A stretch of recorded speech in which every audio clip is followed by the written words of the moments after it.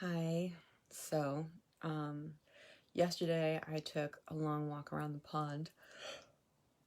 Oh my goodness, I just got up. Um, and I was listening to Michael Singer's lectures. And as always, it plays something relevant, but I think that's because all of it is relevant to my life.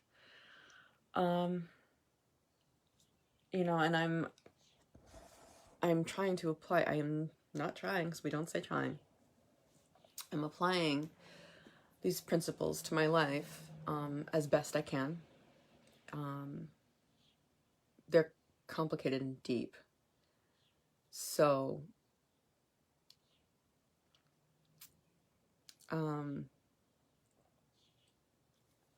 sorry, I just got distracted. There were texts coming in. So,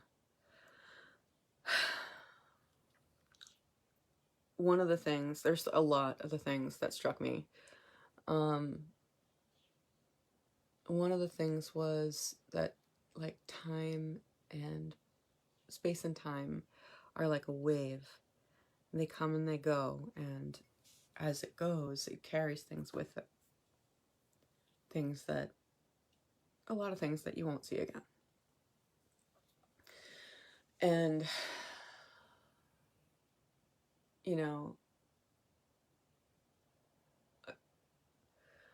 I was able to imagine that Ibrahim, oh my God, I cannot say that name.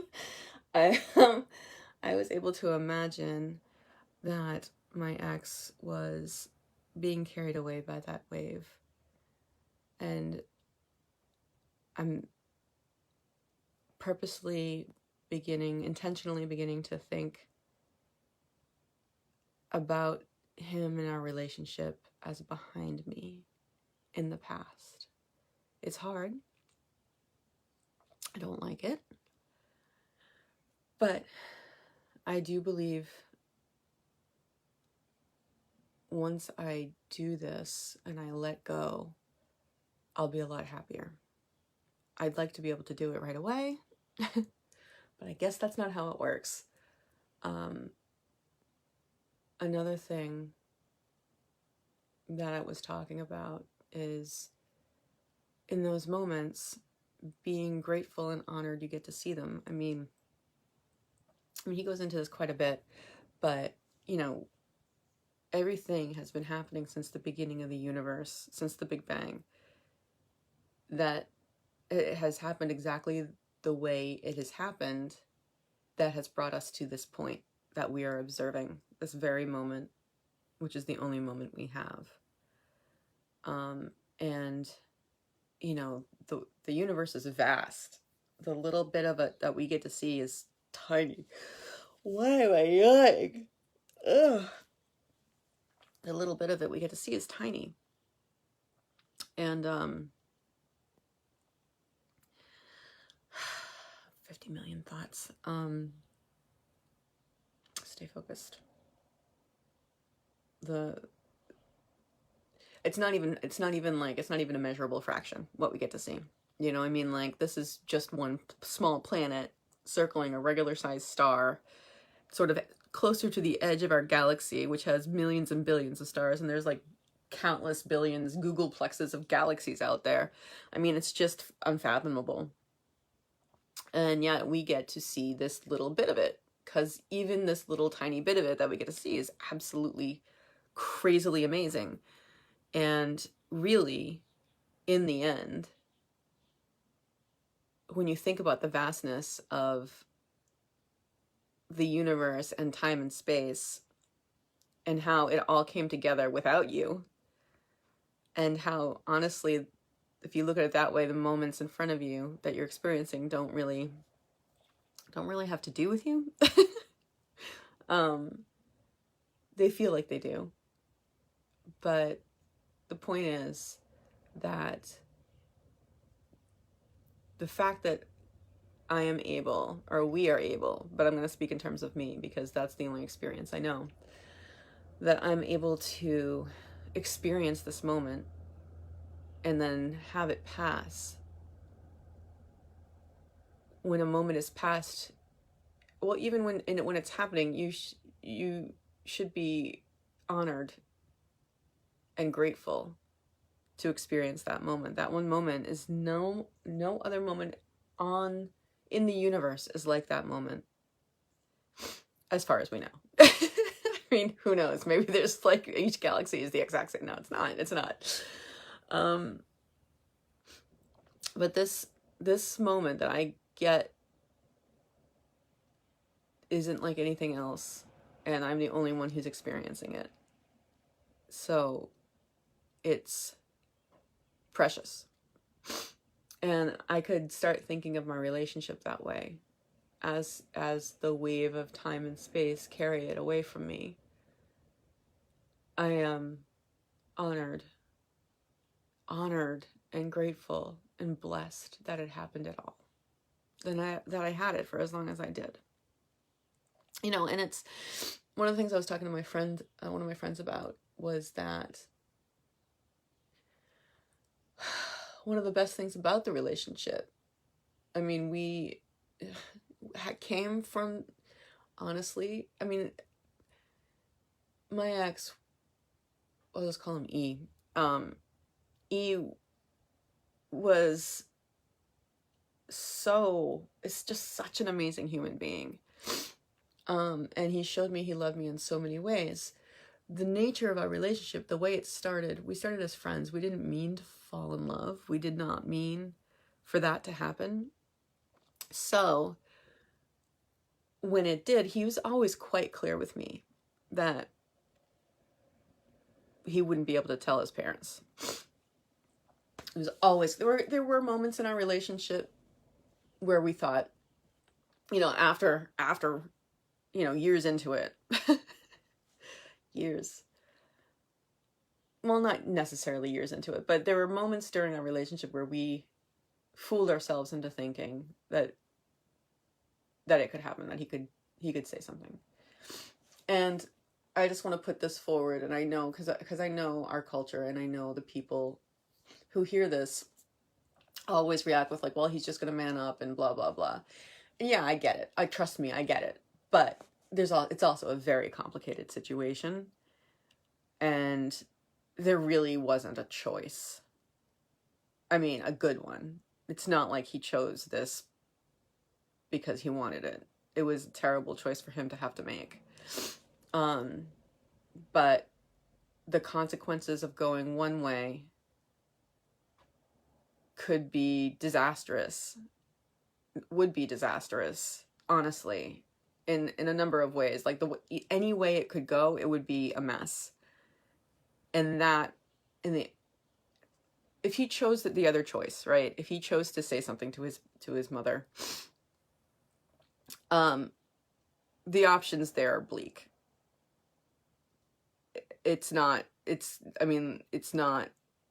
Yeah, it would be bad. And because of the severity of what would happen, he wouldn't be able to live with himself for the rest of his life, pretty much. and it would poison the relationship, so it would be pointless anyway. So that's the option here. That's why we have to separate. Neither of us want it, but because of the nature of that, he actually didn't. He wouldn't say "I love you," because he felt that would make it harder in the end.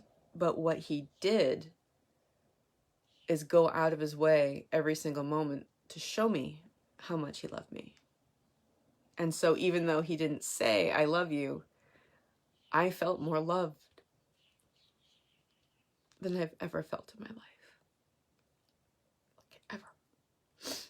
And the fact that we knew that at some point it would end made it so that we spent every moment that we had together enjoying it purposely, like,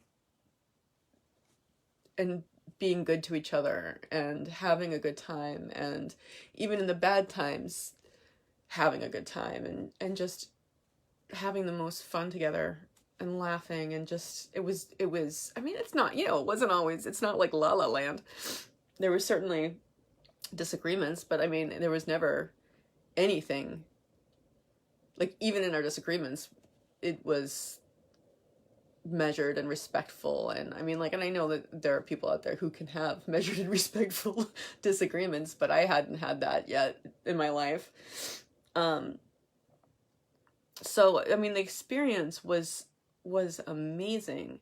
And I was talking to a friend of mine, and he's like, you know, you can take that into everyday life, you know. And that was a big, again, like, this relationship, everything about it, even when it's ending, it is making me stronger and better and happier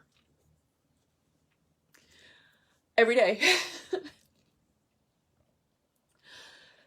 So he was saying, my friend was saying, that you can take that into real life. And that was a real eye-opener for me. Because if I go about the world determined to show people love and enjoy the time that I have and the time that I have with other people, I'm going to be much happier. And the other thing, listening to Michael Singer, he's talking about how the happiness we feel when we get what we want isn't actually from that thing. What happens is we have all these thoughts that we're constantly caught up. But basically, that is always there. The happiness, the joy, that rush of energy, the universe flowing through us and elevating us is always there. Like the sun is always there. But thoughts are like the clouds. They come and they obscure the sun, and we think that the sun is gone. So when the clouds clear or thin, meaning our mind quiets, or at least gets quieter. I'm gonna blow my nose, guys. Sorry. Where are my tissues?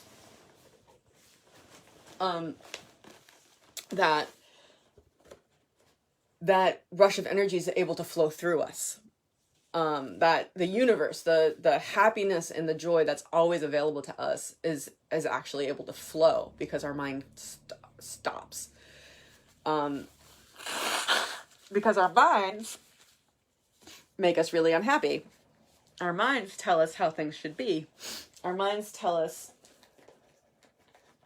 okay, well, if it's not the way I like it, I can't be happy, and I need to try and make it the way I like it in order to be happy. And the things that I want to happen have to happen in order to be happy.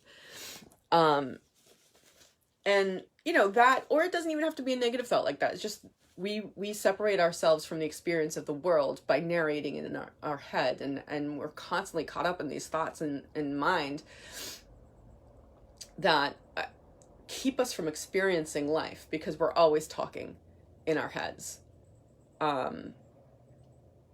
So instead of experiencing like a car coming and going in front of us, you know, we have a dialogue about it, or whatever it is our attention is on. You know, or we're just talking to ourselves in our head. And that's where our focus is, and our focus isn't on that rush of love and joy and peace and consciousness, and concentrating on experiencing the world. And that when we get what we want, we get shocked, and our mind's like, wait, what? And it stops talking.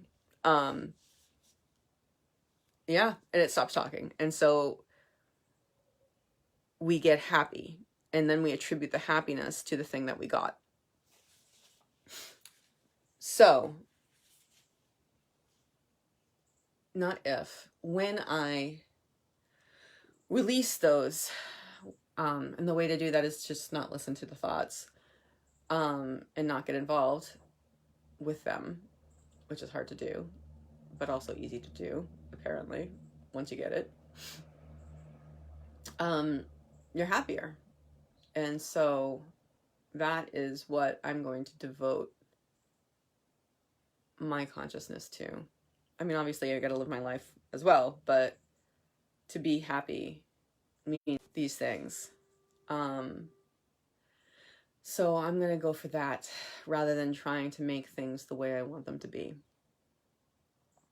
That is my thought for the day. And again, even though something is super sad and I hate that it's ending and I really don't want it to, the universe is making, I'm so grateful. The universe is making it happen because it's what needs to happen. I pray every day. This one, I wrote it myself, but one part, it's inspired by The Artist's Way, which is something that you should read.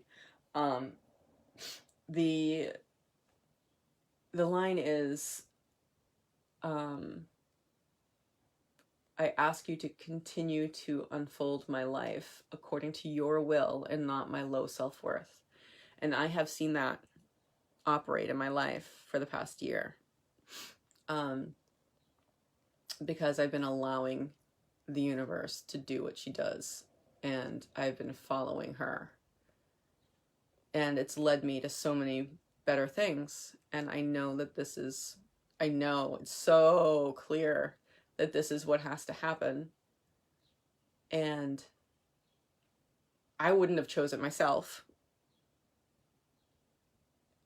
And I'm grateful that it's being done for me, because it is what's best for both of us.